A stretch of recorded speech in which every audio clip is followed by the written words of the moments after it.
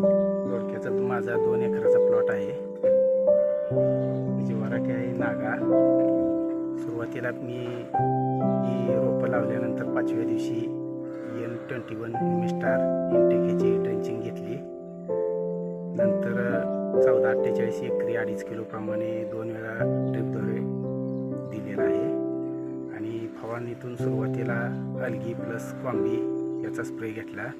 नंतर व्हायरस येऊ नये म्हणून मी एजी फोर्टा आणि कवर हा स्प्रे घेतलेला आहे.